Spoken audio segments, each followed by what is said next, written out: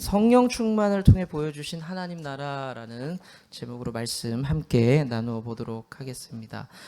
초대 교회에 나타난 가장 강력한 성령의 역사, 성령의 일하심, 성령의 임재를 이야기할 때 여러분들은 가장 강력한 역사가 뭘까? 여러분들은 뭐를 꼽을 수 있을까요? 랭킹을 한번 따져볼 수 있을까요?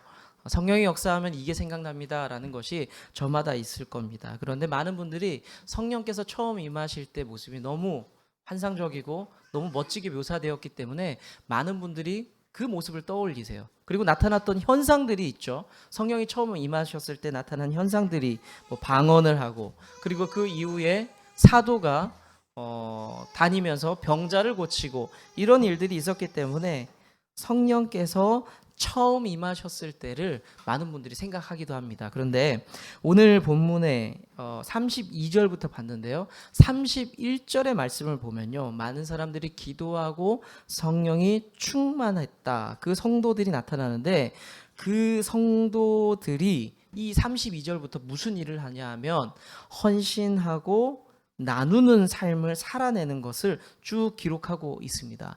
저는 성령의 역사 가운데서 단연코 가장 큰 일하심은 바로 오늘 본문을 꼽습니다.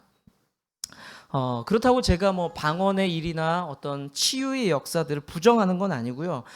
방언과 치유의 역사는 사실은 전적인 하나님의 일이었고 사람들은 그냥 쭉 따라가는, 정신없이 따라가는 상황이었습니다. 그런데 이것은 하나님 입장에서는 굉장히 쉬울 수 있었습니다. 하나님이 강권적으로, 주권적으로 그 일을 하면 돼요. 방언을 내려주셨고요, 치유를 하셨어요. 그냥 그렇게 하면 됩니다. 그런데 오늘 읽은 본문에는요, 사람들이 자기의 것을 포기를 하고 그리고 공동체를 위해서 헌신하는 성령의 엄청난 역사들이 나타납니다. 제가 계속 강조를 해요. 엄청나다, 대단하다, 이런 역사들이 대단한 거다. 왜 그렇게 말씀을 드릴까요? 사람은요, 안 변하거든요. 안 변하거든요. 하나님께서 그 어려운 일들, 변하지 않는 사람들을 변화시키는 그 어려운 일을 해내셨기 때문에 제가 계속해서 대단한 일이다, 위대한 일이다 라고 표현을 하고 있는 겁니다. 한번 생각을 해볼까요?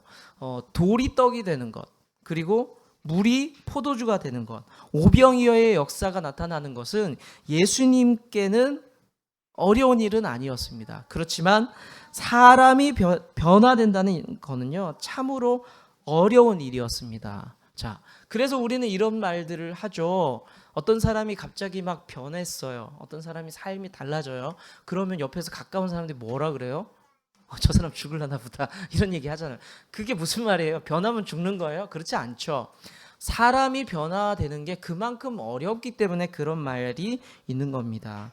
예수님과 함께 다녔던 제자들을 보세요. 안 변해요. 절대로 변하지 않았습니다. 예수님께서 이런 한탄이나 한숨이 나왔을지도 모릅니다.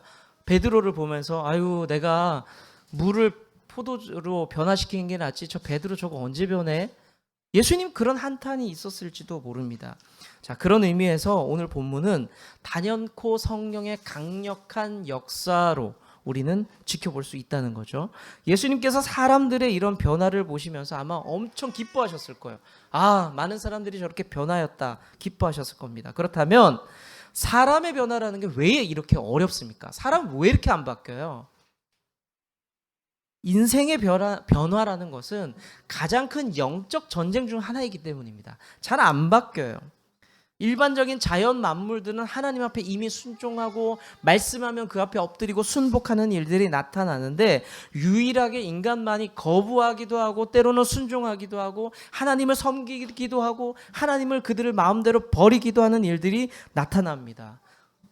인간의 존재는 좀 특이해요. 자기가 주인 되어 살아가는 것 같지만 스스로 어딘가에 종되어서 살아가요. 나는 저게 좋아, 그러는 순간 그것의 종으로서 살아가는 거예요. 사람들은 그것을 선택할 수 있는 하나님의 어떤 독특하고도 특별한 권리를 주셨다는 거죠. 그래서 사람들은 쉽게 순종하고 변화되지가 않습니다.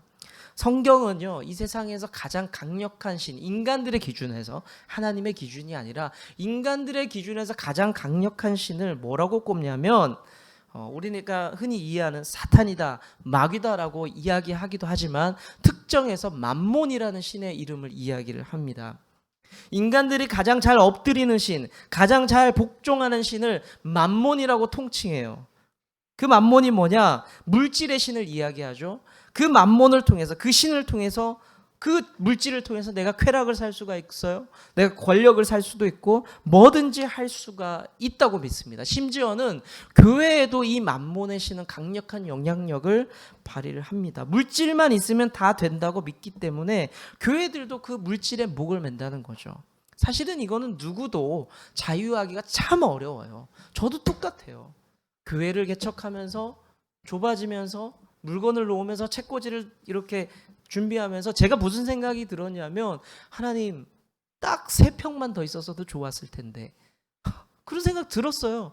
하나님 제가 사실은 여기 보기 전에 어디 봤냐면요. 저기 길 건너에 편의점 아세요? GS 편의점? 거기 2층에 상가 하나 비어 있거든요. 30평짜리. 거기 보고 왔어요. 그 전에. 근데 거기가 보증금도 3배 비싸고 월세도 한 50% 그러니까 총 한 150% 정도 더 이렇게 가격이 나가요. 그걸 보면서 나는 왜 돈이 없는 걸까라는 스스로 생각을 한 적도 있어요. 우리는 누구나 그 맘몬의 유혹에 쉽게 빠질 수가 있어요. 돈이 조금 더 있었으면, 그 돈을 조금만 더 주신다면 라는 생각으로 그 맘몬의 유혹에 누구나 쉽게 빠질 수가 있습니다. 그렇지만 오늘 본문을 보면은 물질에서 자유했던 초대교회 성도들의 모습이 등장을 합니다. 저는 이 말씀을 묵상하면서 그들을 통해서 천국의 모습을 볼 수가 있었습니다. 자, 오늘 초대교회 성도들의 나눔과 그 헌신의 모습을 보면서 하나님 나라의 몇 가지 중요한 가치들, 하나님 나라에는 뭐 어떤 가치들이 중요한가를 잠시 좀 살펴보면서 우리 교회도 그런 가치가 중요해져야 되는구나 라는 그 결단과 다짐들이, 그리고 우리 삶 가운데 그 결단과 다짐들이 있기를 축복합니다. 첫 번째, 하나님 나라에는 함께의 가치가 있어요. 함께의 가치. 물질은 수단이죠. 목적이 아닙니다. 돈 때문에 살지 않아요. 우리는 그렇게 알고 믿고 살아가야 됩니다. 돈을 벌기 위해 뭐든지 할 수는 없습니다. 돈을 위해 목숨을 걸 수 없죠. 이게 가치의 문제입니다. 뭐가 중요하냐? 돈이 우리에게 유일한 목적이 될 수가 없기 때문입니다. 그런데 우리는, 그리고 우리 주변은 안타깝게도 돈이 아주 중요한 혹은 1번의 가치가 되어서 살아갈 때가 많습니다. 제법 그렇게 살아갑니다. 성경이 그렇게 경계했던, 예수님이 그렇게 말씀하셨던, 너희들 하나님과 물질을 겸하여 섬길 수 없다. 근데 여기서 물질이 맘몬이거든요. 너희들 하나님과 맘몬의 신을 겸하여 섬길 수 없다라고 했는데 때로는 맘몬으로 갔다가 하나님으로 갔다 왔다 갔다 하는 삶을 우리가 살고 있는지도 모르겠습니다. 그런데 32절의 말씀을 조금 보시면요, 조금 다른 사람들이 등장을 해요. 기도한 후에 성령이 충만한 사람들이 물질에 묶이지 않는 모습을 보여줍니다. 32절을 같이 한번 새 번역의 성경으로 한번 읽어볼까요? 앞에 있습니다. 시작. 많은 신도가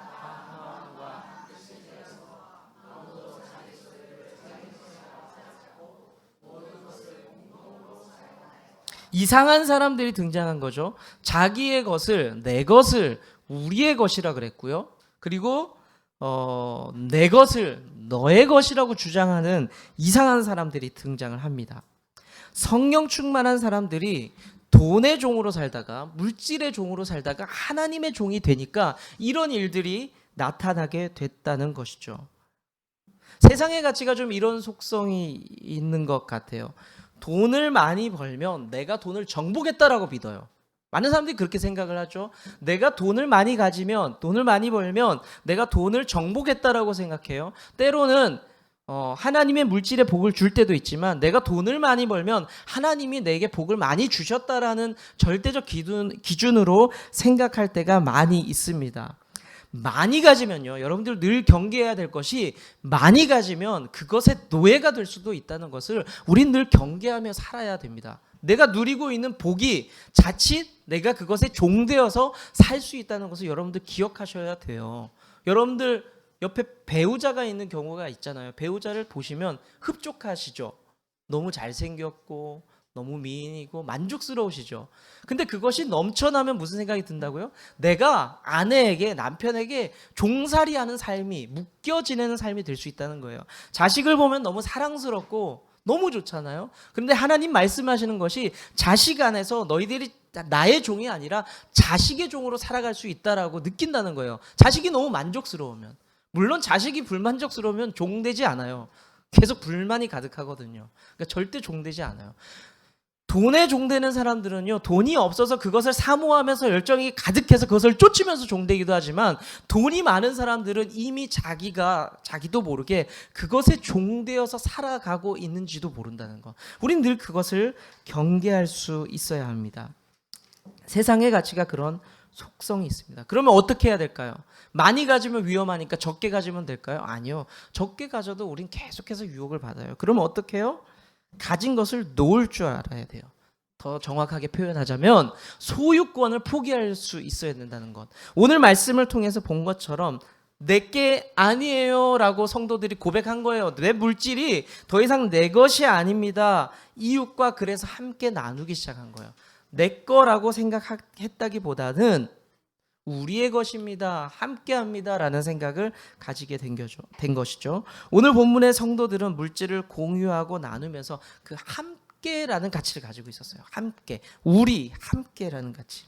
자, 함께라는 가치를 가지기 시작하니까 없어진 것이 두 가지가 생기는데 그게 뭐냐면, 자, 우리 함께 시작하니까 두 가지가 없어져요. 첫 번째 뭐냐면 물질의 소유를 주장하는 사람이 없어집니다. 이거 내 건데요. 저거 내 건데요. 그런 사람이 없어집니다.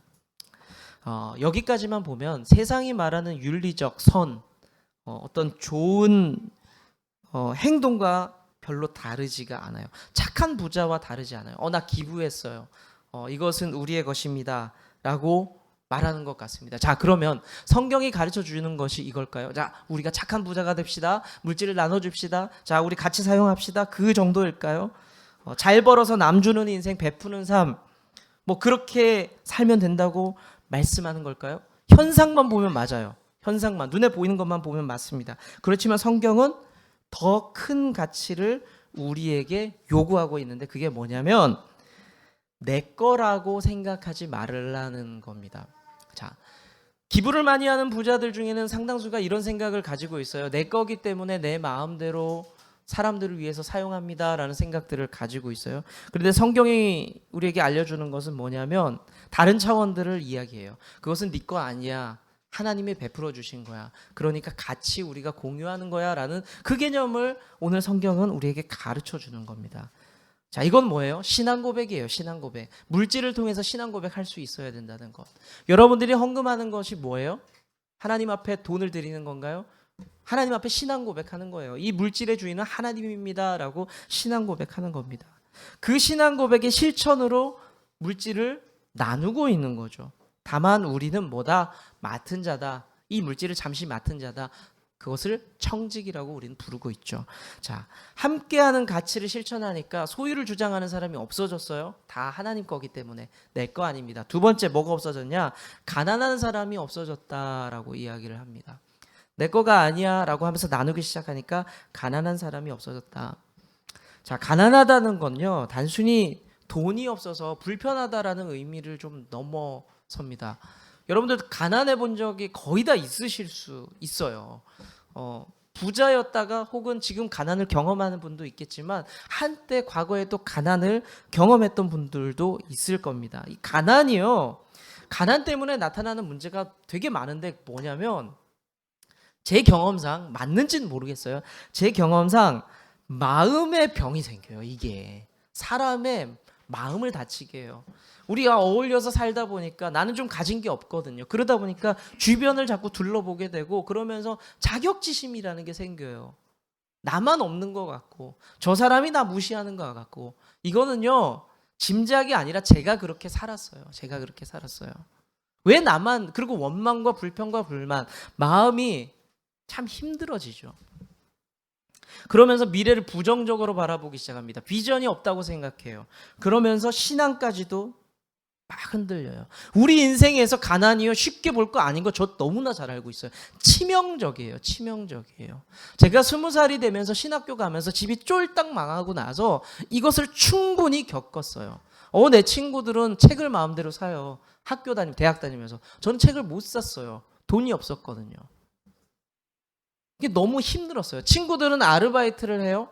그것으로 용돈을 만들고 자기 하고 싶은 일들을 했어요. 저는 학교를 1년 동안 쉬면서 쓰리잡을 했어요. 3가지 일을 하면서 새벽부터 늦은 밤까지 일을 하면서 생존을 위해 싸웠어요. 그러면서 어떤 마음이 드냐? 나는 루저다. 나는 패배자다라는 마음이 들었어요. 난 이렇게 인생이 실패하나 봐. 학교도 쉬어야 되나 봐. 쟤네들 학교 잘 다니는데. 군대도 안 갔는데 나는 왜 학교를 쉬어야 되지? 그런 마음이 들면서 실패자의 마음이 들었다는 거죠. 자, 그런데 나는 그렇게 늘 처진다라고 생각이 들었는데 제가 종종 어떤 분들에게 말씀드렸는데 저는 그래서 다 늦어질 거라는 생각 들었어요. 난 이제 늦는다. 근데 우리 동기들 중에서 제가 목사 안수를 정말 한 5번째 안쪽으로 빨리 받았어요. 전 절대로 늦지 않았어요. 하지만 가난 때문에 누구나 그런 상처를 입을 수 있고 어려움을 당할 수 있다는 거죠. 그런데 물질을 함께 공유하기 시작합니다. 어려운 사람들을 보면서 그 부족한 부분들을 채워나가요. 그러니까 가난이 사라지게 됩니다. 제가 말씀드렸어요. 가난은 단순히 돈이 없는 문제가 아니다. 그 사람에게는 치명적인 문제다. 그런데 그 사람에게 가난이 사라졌어요. 무슨 말이에요? 그 사람에게 생명이 있고 소망이 있고 비전이 있고 다시 한번 신앙이 살아나는 일들이 나타났다는 겁니다. 초대교회는 단순한 돈의 문제를 넘어서는 일들이 나타나기 시작합니다. 사랑하는 성도 여러분, 함께 가치를 통해서 하나님 나라를 우리가 읽어나가야 돼요. 누군가가 좀 처져 있어요. 하나님 나라를 만들어야 같이 가야 되는데 처져 있어요. 그러면 약자가 있으면 좀 세워주고 일으켜주고 채워주고 부족함이 있다면 함께 좀 메워주면서 그 나라 가기까지 같이 가는 일들이 우리 좋은 나무 교회 안에 풍성히 좀 일어나면 좋겠다라는 소망이 있습니다. 단순히 위로가 아니에요. 누가 힘들면은, 누가 불편하면, 누가 뭐가 없으면 그냥 위로할 것이 아니라 좀 같이 아파하고 같이 나눌 수 있는 그런 일들이 나타날 수 있기를 간절히 축복합니다. 네. 간증 짧게 하나 드릴게요. 제가 개척하기 전에 가장 걸리적거렸던 건 죄송합니다. 걸리적거렸다니까 좀 죄송한 표현인데 자식이었어요. 사실 신경 쓰이는 건 자식이었어요. 자식들이 자고 있는데 이게 개척해야 되는 거 맞나?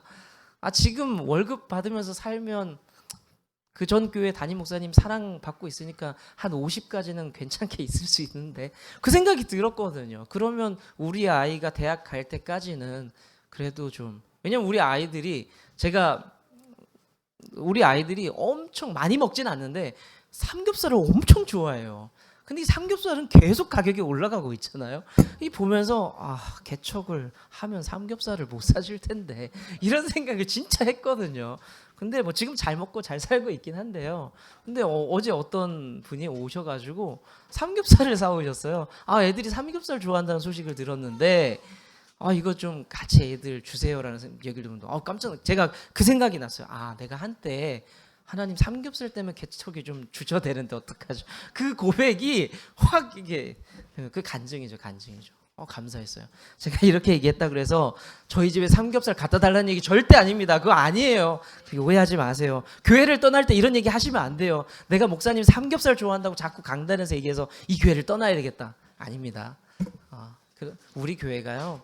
누군가가 부족함이 있다면 그것으로 채워줄 수 있는 그런 작은 배려들과 사랑의 마음들이 있기를 축복합니다. 두 번째, 우리 안에 하나님 나라의 가치, 순종의 가치가 있기를 축복합니다. 성령이 충만한 사람들이 물질을 나누면서요, 그 안에 기쁨이 있었고 회복이 있었고 소망이 생겼습니다. 그리고 또 하나 뭐가 있었냐? 그 안에는 질서가 있었어요. 질서. 자발적인 나눔 그 안에는요 구심점이 있었는데 그 구심점이 뭐였냐면 사도들이었습니다. 사도들. 당시의 교회 지도자였고 말씀을 가르치던 예수님의 제자들이 그 중심에서 질서를 잡았어요. 35절의 말씀을 보시면요 물질이 한 곳으로 다 모입니다. 어디로 모이느냐? 자, 한번 35절의 말씀을 읽어볼까요? 자, 시작.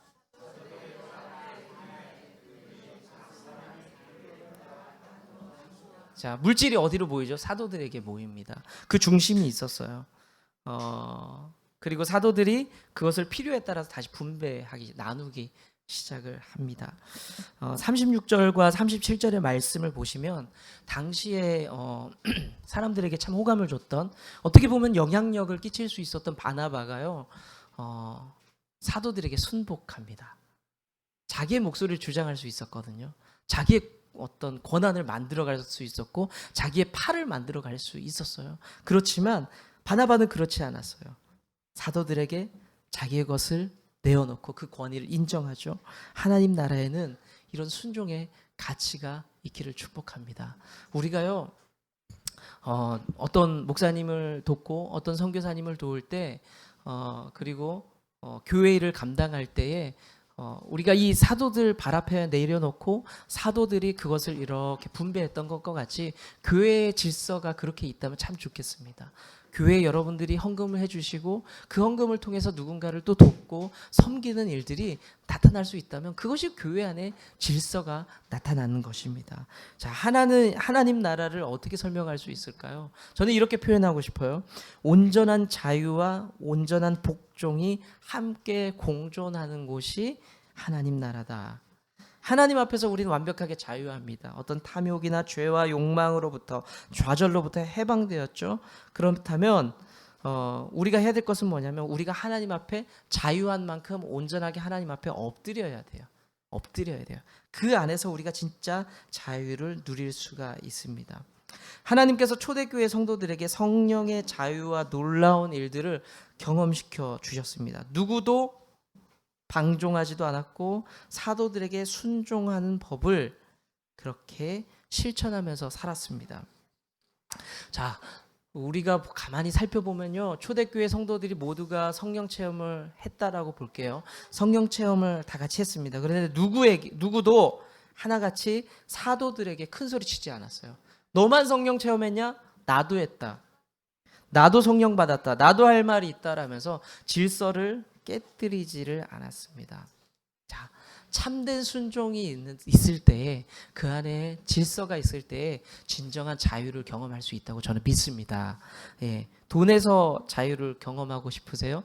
그러면요, 철저하게 돈을 통해서 하나님께 순종하시면 돼요. 하나님께 돈으로 순종하시면 돼요. 자, 시간에서 좀 자유하고 싶으세요? 시간을 들여서 하나님 앞에 더 친밀함을 만들어 가시면 됩니다. 욕구에서 자유하고 싶으세요? 그 욕구를 하나님께 드리세요. 내가 하나님을 알아가는 그 욕구에 더 충실하시면 우린 욕구로부터 자유할 수 있습니다. 너무 추상적인 소리 같을 수 있습니다. 하지만 우리가 비워야 채울 수 있듯이, 무엇인가 빠져나가야 새로운 것을 채울 수 있듯이 복종해야만, 순종해야만 우리가 그 안에 진리로 가득가득 채울 수 있다는 것을 여러분들이 믿으시길 바랍니다. 순종과 질서는 하나님 나라의 중요한 가치입니다. 하나님 나라를 설명할 때 가장 기본되는 원리가 뭐냐면요, 통치권이에요. 통치권. 하나님의 말씀이 먹히는 것, 그러니까 하나님의 법이 먹히는 곳, 그곳이 하나님 나라죠. 대한민국의 영토가 어디까지예요? 여러분들 어떻게 정의할래요? 뭐 독도다, 어디다, 뭐 여러 가지 얘기할 수 있겠죠. 대한민국의 영토를 정의할 때는요, 대한민국의 법령이 닿는 곳까지가 대한민국의 영토입니다. 똑같아요. 하나님의 말씀이 닿는 곳까지가 하나님 나라예요. 그럼 우리 교회가 하나님 나라인가요? 여러분들의 삶이 하나님 나라인가요? 그 기준을 어떻게 잡아요? 하나님의 말씀이 내 삶 가운데 실천되어지고 있으면 하나님 나라예요. 우리 교회가 하나님의 말씀대로 돌아가고 있다면, 그 순종과 질서가 있다면 우리 교회가 하나님 나라가 되는 것인 줄로 믿습니다.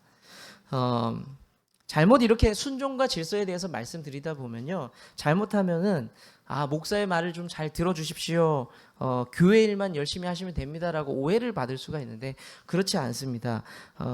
제 말에 뭐 절대적으로 순종해달라는 뜻도 아니고요, 교회 일만 해달라는 말씀도 아닙니다.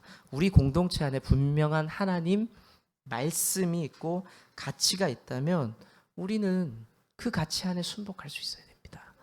제가 하나님 말씀을 전한다면요, 그 말씀 안에 하나님 마음이 제 안에 있어서 그것을 나눈다면 그 가치 가운데 순종할 수 있는 귀한 그 교회, 하나님 나라를 닮은 그 교회 될 수 있기를 축복합니다. 마지막 세 번째는요, 하나님 나라에는 희생의 가치가 있어야 됩니다. 희생의 가치가 있어야 됩니다. 오늘 본문에 나오는 성도들의 모습을 보면 재산을 팔았다, 땅을 팔았다라고 이야기를 하고 있어요. 그런데 그게 영적으로 보자면 주인이 바뀐 거죠. 아까 말씀드렸다시피 주인이 바뀌었기 때문에 그런 일들을 할 수가 있었던 겁니다. 여러분들은 여러분이 드리는 그 헌금이나 이 예배의 시간이나 그리고 여러 가지 봉사의 모습이 그냥 쉽게 될 것 같아요? 아니에요. 쉽지 않습니다. 저는 그만큼 여러분들이 하나님을 사랑한다고 믿습니다. 이들도 똑같았어요. 영적으로 보자면 이들의 삶이 주인이 바뀐 겁니다. 그런데 돈이 주인 됐던 삶, 세상의 가치가 주인 됐던 삶에서 하나님이 주인 되는 걸로 바뀐 거죠. 그런데 좀 다르게 볼게요. 다른 의미에서는 이것은 분명히 희생이고요. 이것은 손해 보는 걸 수도 있어요. 고통입니다. 고통. 내 것을 쪼개서 내어놓는다는 것은 분명히 고통이에요. 어떤 그리스도인들은 이런 생각, 이런 이야기 할 수 있어요. 왜 내가 가난한 사람들을 위해서 내 것을 떼어줘야 합니까? 왜 내가 소중한 재산을 사도들에게 맡기면서 그 처분을 맡겨야 됩니까? 라는 이야기들을 할 수가 있습니다. 맞습니다. 이것은 그만큼 희생이고 손해고 고통이기 때문에 그렇습니다. 그런데 하나님 나라에는 이 희생의 가치가 분명히 포함되어야 된다는 거죠. 자, 교회가 처음 어떻게 생겼죠? 성령께서 처음 임하시면서 사람들이 모이기 시작하면서 교회가 생기기 시작을 합니다. 그런데 조금 더 앞서서 볼게요. 그거보다 앞서서 교회는 어떻게 시작이 되었냐면 예수 그리스도의 십자가의 사건이 있으면서 휘장이 찢어지면서 하나님과 사람과의 관계가 다시 연결되어지면서 교회가 시작이 된 거예요. 참된 예배가 시작이 된 거죠. 그러면 십자가의 사건이 교회의 시작이라고 볼 수가 있는데 그 십자가의 사건은요, 예수님의 희생을 통해서 용서가 시작이 되었고 예수님의 그 희생과 고통을 통해서 하나님 나라와 하나님의 백성이 시작이 되었다는 겁니다. 고통과 희생 없이 하나님 나라가 시작이 될 수가 없다는 것이죠. 마찬가지입니다. 우리의 희생이 하나님 나라가 이미 시작된 하나님 나라를 확장시킨다는 것을 여러분들 믿으셔야 돼요. 우리 희생을 통해서 또 다른 그리스도인들, 믿는 사람들이 나타날 수가 있습니다. 우리의 헌신을 통해서 교회가 교회다워지고 세상의 빛과 소금의 역할을 감당하는 것, 우리의 희생을 통해서 할 수가 있다는 겁니다. 그 희생은 당연히 무엇이 따른다? 고통이 따른다는 겁니다. 그래서 우리는 머뭇거려요. 주의 일을 결정할 때, 주의 사명을 감당할 때 머뭇거립니다. 안 머뭇거리는 사람이 얼마나 되겠어요? 그 일을 결정할 때. 그 중에는 성경에 나오는 어떤 이처럼 할까 말까 하다가 돌아선 사람도 있고 또 다른 사람들처럼 벌떡 일어나서 주님의 길을 쫓아간 사람도 우리 안에는 분명히 있습니다. 하나님 나라를 이루어가기 위해서 저와 여러분은 희생이라는 불편한 숙제를 분명히 붙잡고 있습니다. 예수님은 우리가 주인 삼았던 것들을 다 포기하고 이젠 따라오라고 말씀을 하고 있죠. 우리는 순종을 해야 됩니다. 모두가 희생해야 됩니다. 아픔과 고통을 좀 붙잡고 가야 된다라고 말씀하고 있습니다. 자, 우리가 희생하고 고통을 감당할 때 분명히 그 삶의 헌신을 통해서 더 귀한 것을, 하나님 나라를 우리가 소유할 수 있다는 것을 여러분들 믿고 고통과 희생을 감수할 수 있는 귀한 성도의 삶 살아갈 수 있기를 축복합니다. 네, 오늘 말씀을 좀 맺겠습니다. 하나님 나라에서 나타나는, 그리고 우리 교회에서 꼭 나타나기를 원하는 핵심 가치 세 가지를 나누는데 첫 번째가 함께하는 것이었죠. 함께의 가치가 있어야 된다. 우리가 함께 하나님 나라 가자. 부족하거나 어렵거나 뒤처진 사람들 있으면 좀 같이 좀 보조를 맞추자. 이번 주에 아이가 좀 다리가 좀 불편해서 쩔뚝쩔뚝거렸어요. 근데 제가 보조를 잘 못 맞춰서 많이 혼났어요. 옆에서 부축을 하려면 약자한테 좀 맞춰줘야 되잖아요. 근데 제가 제 걸음을 걸었던 거예요. 그랬더니 아이가 아빠 같이 좀 똑같아요. 하나님 나라를 건설하는데 우리는 같이 갈 필요가 있어요. 좀 믿음의 수준이라고 말하면 이상한가요? 달라요. 그리고 믿음의 표현 방법도 달라요. 그래서 우린 때로는 다른 사람들의 수준을 좀 맞춰갈 필요도 있고 다른 사람의 다른 색깔을 좀 받아들일 필요가 있어요. 함께 가야 됩니다. 하나님 나라는 그런 사람들이 모여 있어요. 그렇죠? 우리 교회도 그런 사람들이 모여 있어요. 그럼 좀 맞춰줘야죠. 자, 두 번째, 순종의 가치가 있어야 된다는 것. 오순절 역사, 성경의 역사에서 나타난 그 능력과 그 놀라운 경험보다 더 중요한 것은 질서였어요. 사실은 와, 놀라운 일이 일어났어보다 더 중요한 것은 질서였습니다. 사도들을 향한 순종이 그 교회에 있었습니다. 그래서 교회가 교회다울 수 있다는 거죠. 우리 교회는 어떻게 교회다울 수 있을까요? 예수 그리스도의 머리 되심을 분명히 인정하면 좋겠습니다. 예수 그리스도의 말씀이 살아있어서 그 말씀이 그러하다면 우리가 세상의 어떤 경영의 원리, 세상의 어떤 계산법도 다 주께 드리는 순종으로 바꾸어가면 좋겠어요. 세상의 셈으로 돌아가는 교회가 아니라 하나님의 방법으로 돌아가는 그 교회, 그런 헌신이 있고 순종이 있는 진짜 능력이 있는 교회 될 수 있기를 축복합니다. 우리 교회가 통장에 잔고가 엄청 많아서 능력 있는 교회, 안정감 있는 교회가 아니라 하나님의 일을 하나님의 방법대로 주의 말씀대로 실천하면서 그렇게 그것이 능력 있는 교회, 그 능력이 있는 교회가 될 수 있기를 소망합니다. 세 번째, 마지막은 희생의 가치. 예수님이 희생하셔서 교회를 시작하셨듯이 우리 안에 희생이 있어서 그 희생으로 인해서 교회가 확장되어지고 이웃을 자유케 하고 이웃을 좀 기쁘게 할 수 있는 하나님 나라와 같은 그 모습이 우리 안에 있기를 소망합니다. 물론 그 일들을 해나가기까지는요, 희생과 고통은 숨은 조연의 역할들을 할 겁니다. 우리는 좀 아플 수도 있고요, 고통을 당할 수도 있습니다. 하지만 그 희생을 통해서 하나님 나라가, 우리 교회가 더 온전해질 수 있는 그런 교회 될 수 있음을 여러분들 기억하시길 바랍니다. 자, 마지막으로 이 모든 가치들을, 세계에 이 앞에 보이는 이 모든 가치들이 누구를 통해서 나타나야 됩니까? 우리를 통해서 나타나야 돼요. 이미 주께서 보여주신 함께하고 순종하고 희생하는 이 가치들이 이제는 우리를 통해서, 오늘 본문의 성도들이 이걸 먼저 보여줬어요. 그것을 보면서 제가 무엇을 묵상했다고요? 하나님 나라를 묵상하게 되었습니다.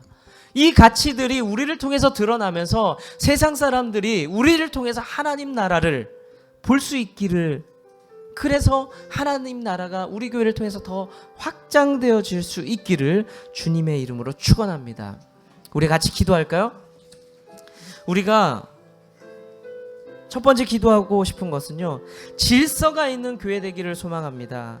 그리스도의 머리 되심이 분명한 교회, 지도자가 주님은 나무, 당신은 가지니 사랑의 열매 맺